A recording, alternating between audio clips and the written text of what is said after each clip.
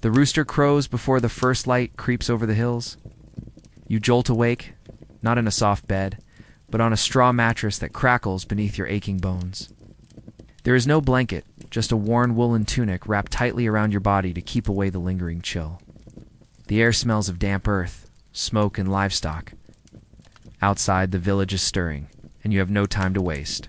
Your lord demands labor, your family demands food, and the sun waits for no one. Welcome to the life of a medieval peasant, where survival is not guaranteed and comfort is a distant fantasy. You might think being a peasant simply meant working the land and living simply. The truth is harsher. The work is backbreaking, the meals are sparse, and the risks are everywhere. Every day begins before dawn and ends after sunset, and in between is a relentless stream of toil. If you're lucky, you work for your own small plot of land. If not, you're bound to a lord's estate, obligated to tend his fields before you can care for your own. The day begins with tending to animals. Chickens need to be fed, pigs rounded up, and the one precious cow milked before you even think of heading to the fields. Breakfast is nothing more than a hunk of bread, maybe dipped in ale or milk if you're lucky. There is no sugar, no coffee, no break to savor the morning. There is just work and more of it. You head out with a wooden plow pulled by an ox if your village can afford one. The soil is tough and unyielding, your hands blister from the rough wooden handles, and the sun hasn't even climbed the sky yet. If it's planting season, you're sowing seeds in hopes that rain and the mercy of nature will see them grow. If it's harvest time, you're bent over from dawn to dusk, cutting grain with a sickle that dulls too quickly and cuts your fingers just as often. There are no vacations, no weekends, no personal days.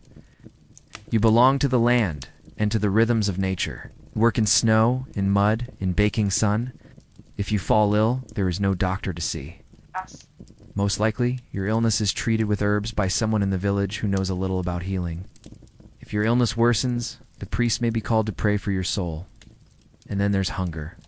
Food is not guaranteed. Your diet revolves around what you can grow or trade for.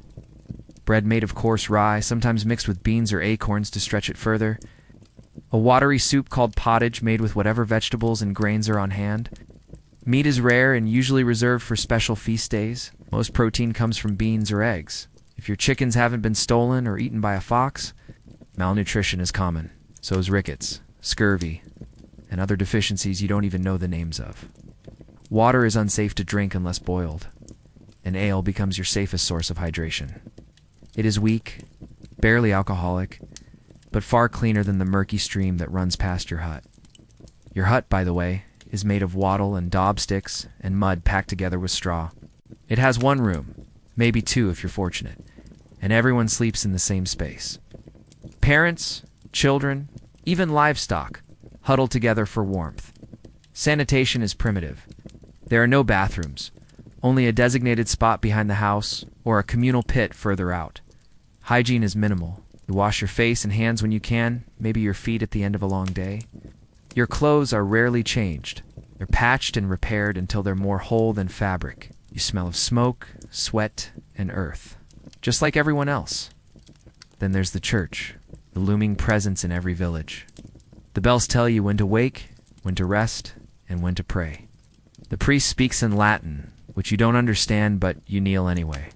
You pay a tithe, a tenth of what you produce to the church, no matter how little you have. In return, you receive blessings, the hope of heaven, and perhaps the occasional indulgence. The church is not just your spiritual guide, it is your calendar, your judge, and sometimes your only ally in disputes with the local lord. Speaking of the Lord, his demands are never-ending. You owe him labor, taxes, and loyalty. If he calls for help in a time of war, you may be sent to defend his estate with nothing but a pitchfork. You are not a soldier, but you are expected to fight if needed. If the harvest fails, your suffering is your own. The Lord rarely shares his stores. His concern is the protection of his land, not your belly. Disasters are never far away. A single storm can ruin your crops. A fire can reduce your home to ashes. Disease spreads quickly and kills without mercy. And then there are raids. Bandits, rival lords, or even foreign invaders may come sweeping through, burning everything in sight. You have no defense, no walls, no weapons. You hide, you pray, and you rebuild if you survive. Despite all this, life must go on. Children must be raised, animals tended, songs sung at harvest time. Laughter does exist, mostly in short bursts around a fire after a long day. Jokes are shared, stories told, instruments played with crude strings or hollowed gourds. People marry young, often out of necessity more than love. Families are large, though many children don't survive infancy. Weddings, feasts, and church holidays are your only chances to relax. On those rare days, the village comes alive. Music plays, dances are held, and jugs of ale are passed around. For a few hours, you forget your burdens. You remember that you are human. You feel joy. But the next morning, it's back to the grind. There's always something to fix, something to carry, something to plant or reap. Your hands are always busy, your back always bent. You measure your life not in years, but in seasons.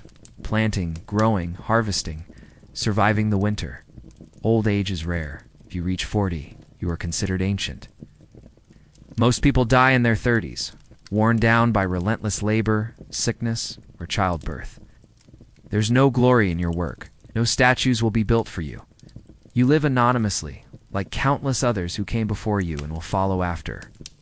But in your quiet, unremarkable struggle, you keep society alive. You feed the towns, the lords, even the kings. Your labor is the heartbeat of the land, even if nobody ever says thank you. You wouldn't survive a day as a medieval peasant, not because you are weak, but because life then was brutal in ways we can barely comprehend. Comforts were scarce, and every moment was a test of resilience. It wasn't just the physical hardship. It was the constant uncertainty. Will the harvest fail? Will the Lord demand more? Will sickness take your child? Will winter kill your family? And yet they endured. They built communities. They passed down songs and wisdom. They raised generations who would eventually shape the world we live in today. Their lives were tough, often tragic, but also filled with small victories. A good harvest, a warm fire, a healthy baby, that was enough to keep going. So next time you pour a cup of clean water, bite into fresh bread, or stretch out in your warm bed, remember that your ancestors once survived by sheer grit and hope. They asked for little and carried much. Their stories may be mostly lost, but their sweat is written into the soil of history. They were not noble, not famous, but they were strong in ways we no longer have to be. And now, when you wonder what it was like to be a medieval peasant, you know this. It was hard, unforgiving, and uncertain. But it was also deeply human. And you, cushioned by the comforts of the modern world, probably wouldn't last a day. Now you've walked a mile in the mud-caked shoes of a medieval peasant, and it's clear that life wasn't just tough. It was a daily battle for survival. From dawn to dusk, there was no break, no luxury, no escape from the grind. Every mouthful of bread was hard-earned, every moment of laughter rare and fleeting. Yet somehow they endured. Through plagues, famine, and endless labor, they built the foundation of the world we know today. But for us, used to clean water, warm beds, and weekends off, spending even a single day in their world would feel like punishment. As the sun sets over their smoky cottages and the fields fall silent, it's hard not to admire their resilience. These were people who had nothing, yet gave everything. They survived not through comfort, but through grit, faith, and the sheer will to carry on. So next time you complain about a long day at work or slow Wi-Fi, remember the peasants who never had a break, never saw a vacation, and never once knew what it meant to rest easy. If this glimpse into the brutal, beautiful struggle of medieval life moved you, be sure to like, subscribe, and join us next time for more stories lost in time.